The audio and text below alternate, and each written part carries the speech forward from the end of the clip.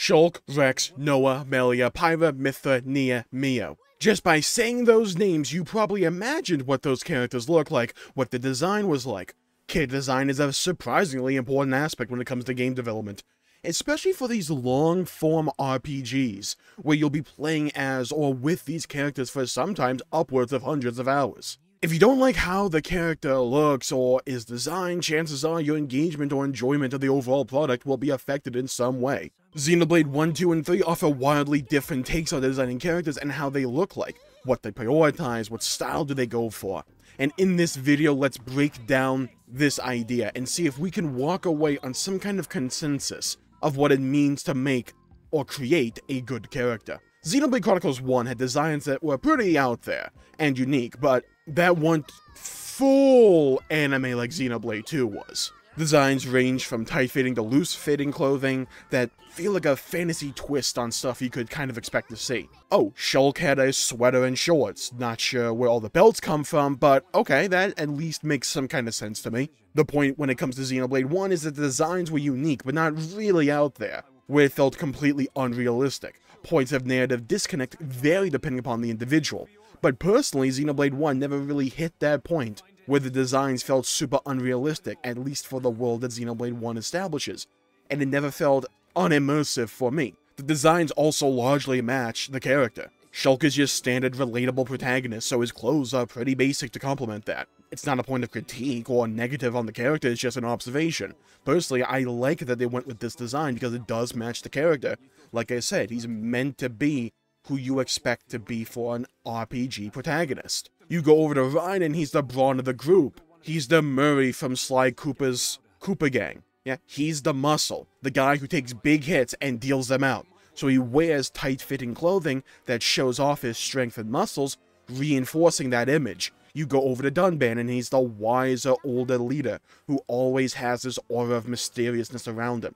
So he wears clothing that elicits a posh feel to it, on top of the pseudo-cape that he sports, which masquerades himself, reinforcing that mysterious aspect to his character that I mentioned before. He's also a character reliant on swift sword strikes and dodging, so not being bulky reinforces that as well. He's sleek and looks quick on his feet. You pop over to Melia, and she's the princess of the High Entia. So long-ish robes with overlapping fabric are used to give her regal air. On top of the tiara, which is on the nose a little bit, ain't it? But she also uses a staff reminiscent of a scepter, sometimes even called a scepter, reinforcing that regal sense to her. Fiora in her Mechon outfit is tight-fitting, but it's also kind of like this robotic exoskeleton, where instead of skin or normal clothes, she wears this robotic suit. Kind of like Iron Man, but if Iron Man can shoot giant chest lasers. And while the Xenoblade 1 designs on the whole aren't realistic, they do all complement the character as a whole, and the character that they are for, and accentuate some aspect of their character.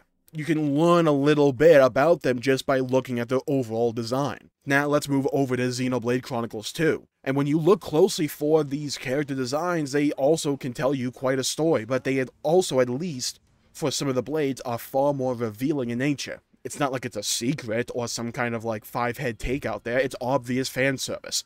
And your reaction and opinion on this will vary depending upon what you like and what you find tolerable. Nothing wrong with that, it's nothing wrong with having opinions, but I hope it's at least obvious why designs like this would be a turnoff for a lot of people. I'm kind of here or there on it, I don't really care one way or the other, but it's a decision that sets the character designs of 2 apart from 1 and 3. 1 had some sex appeal behind some of its designs, but 2 leans into that. However, again, Xenoblade does storytelling through many different little parts of the overall experience. Rex is a salvager, so he wears a salvager suit. Yeah, that one's kind of self-explanatory, isn't it? But then we get Pyra and Mithra, and yeah, the leading design principle here was almost certainly sex appeal. But there are elements to the design that differ going from one to the other, to represent the idea that they are 2 halves of the same whole of Numa. Whereas Pyra doesn't have long sleeves, Mithra does. Whereas Mithra, without massive melee, isn't wearing pants, Pyra does. Well, I don't even know what you would call these. Look, I'm not a designer, I'm not that into fashion. I'll call them socks, for lack of a better word, let's just go with that. But there's little details like that all over the place. And pop over to Nia, and she's very covered up in her basic form, and you got to kind of think about this one. But when she unlocks her blade form, she is far more revealing. And you can infer from that in her driver form, she is hiding some aspect of her identity. After the fact, you know that she's a blade, and after the Spirit Crucible, she's got nothing left to hide, so her clothes are more revealing in that regard. Zeke's is pretty straightforward, but it makes for a cool moment. His coat hides his half of a core crystal since he's a Blade Eater. It explains his sudden bounce of strength and speed, but it was always there in his design, it was just covered up by the jacket. And you see this a lot in Xenoblade 2 on the whole, where to signify a moment for the character, some kind of moment in the story where a lot changes about their character design or their character development, the outfit changes or something is revealed to represent that change in the character's development. Rex goes from salvager suit to freaking space marine once he awakens the power of the Master Driver and fully accepts and understands his role. Nia accepts her blade form when she is tired of hiding who she really is. Xenoblade 2 loves giving characters more revealing attire to showcase that they are laying it all out there and on the line. Jin does the same thing. When he's in his basic blade form for the beginning of the game, you don't really know all of his plans and motivation. Eventually he opens up, and when he beats Rex down in Tantal, he gives Rex all of his critiques about Rex and drivers, and is in his Blade Eater outfit, which is more revealing. He is on a mission now, and that mission is revealed to us, the player, because he's revealing more of his character. So yeah, is Xenoblade 2's designs more revealing on average, and for certain characters, far more sexual in nature? Yeah, absolutely. There's also still storytelling through certain character designs. Heck, look at Morag. Someone who is honor-bound to her duty for her country, wears a bunch of layers for her uniform, which signifies that she's not outwardly displaying her own personality or individuality. She's duty-bound. It's important to note that it's not the outfits that make this story for the character, they are just used to showcase the character's development or backstory, and can only really apply to those characters in those situations once you know their stories. Xenoblade 2 overall leans into the more overt anime aesthetics, and for a game that relies so much on saturated colors and over-the-top designs, character designs that feel fantastical and unrealistic can fit in a setting like that. Take Pyra and Rex, for instance. Their outfits are contrasting colors. Rex is blue, while Pyra is red. Mithra is white and gold. Colors that really pop out when next to each other. Xenoblade 2 utilizes that sense of color a ton to create a world, and a cast of characters that feel uniquely Xenoblade 2, so that the characters themselves feel just as far out there and unique as the world does. No two main characters, at least, look alike. No outfit is really conventional in Xenoblade as a whole, but especially for 2, because it falls in line with the overall art style. Now let's cut over to Xenoblade 3. And the designs as a whole are very different to the other games, with attire, at least for Ouroboros, that you would probably expect to see if you looked hard enough at various clothing stores. No, seriously, think about what they are. Noah's is essentially just a jacket and pants, and funnily enough, most of the others are as well. Tyon's goes the scarf route, which I guess if you wanted to hyper-analyze it could signify him hiding his past with Nimue. Senna has a training outfit since she's a weightlifter, and very strong, while Lance is more akin to Ryan's design, which it shows off his strength, but the jacket also signify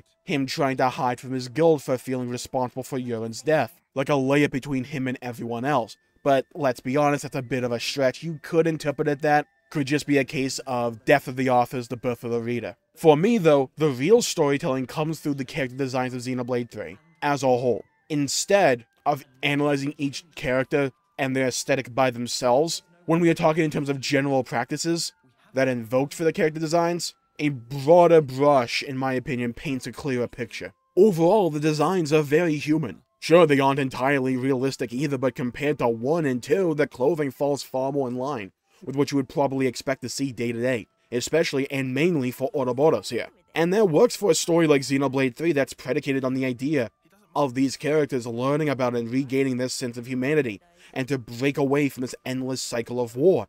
So having very normal looking clothes and character designs on the whole, excluding the cat ears and wings, is able to subconsciously remind the player that these characters aren't just soldiers, they are human beings. You can even extrapolate this for Kevis, Agnes, and the City, where the designs of Kevis and Agnes are far more in line with what you probably would expect from Xenoblade, especially with Xenoblade 1 in terms of the overall character designs for NPCs. Then you cut over to the City, and they're far more in line with what may be considered regular clothing. And think about when they get their outfits. It's not till after they become Ouroboros and break free from staying in Kevis and Agnes fighting each other for just survival and vengeance.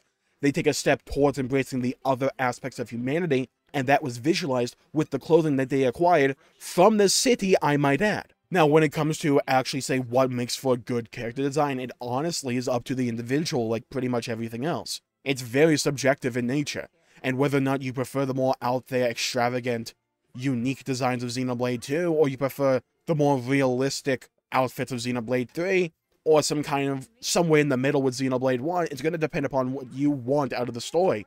Also, in my opinion, it does kind of matter what the tone of the overall story and narrative and the art style of the game is. Would the clothing of Xenoblade 3 fit in Xenoblade 2? You probably could, but let's be honest, there's something to be said for the heavily saturated colors of Xenoblade 2 and how that works for a world that's almost like a dream, like Ulrest, an entire civilization on the backs of titans in the clouds, and being very saturated in terms of colors and having outfits that are very out there and unconventional kind of fits that aesthetic. If we're talking personally, what do I want to see in the future? I kind of like the designs of Xenoblade 3 overall. I think there's something to be said for how human the outfits look contrasted against a very far out there alien world like Ionios. But at the same time, it depends upon the theme that you're pursuing. Because if we're talking about my favorite designs overall, we're probably going to be talking about Zeke and Morag from Xenoblade 2. It really depends upon the tone of the overall story that they're trying to invoke and what fits best with that. And I think that's one of the charms of Xenoblade as a whole, where each game is its own narrative experience,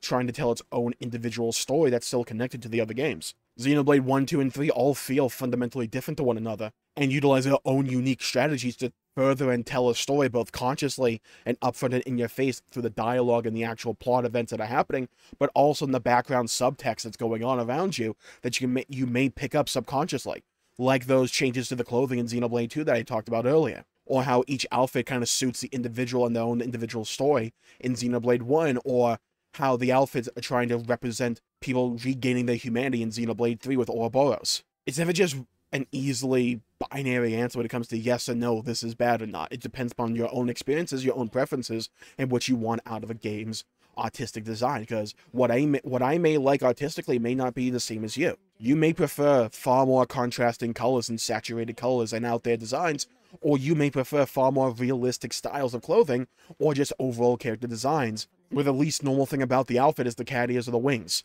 or, you know, the half Hobbs, half Machina people. It depends upon your own perspective and your own preferences. Just what you can get immersed by or what may put you off. And when we're talking about the likes of what we could possibly see in Xenoblade Chronicles 4, I could see them dipping their toe back into the style of Xenoblade 2 and maybe not going all the way there, maybe going like somewhere halfway, just to test the waters. It's possible. They could also just say, hey, we kind of prefer this style of Xenoblade 3, we're going to continue this into the future. It really depends on what they're thinking when they're coming around to designing the characters. Because we know that a lot of Xenoblade characters, a lot of the time, can, especially with games like 3, if you look at the art book, they undergo significant artistic changes over time. So it's really hard to tell until we actually see what they're going for. But I do think there's a pattern where the clothing and the character design of the story itself in Xenoblade games tends to give you some kind of insight as to what the story overall is about. So I'm going to call the video there for today. Thank you all for tuning in. My pleasure making the video. If you enjoyed it, please leave a like and subscribe. It really helps the channel out and helps support future content, and I greatly appreciate it. Stay safe, everybody. Have a great day.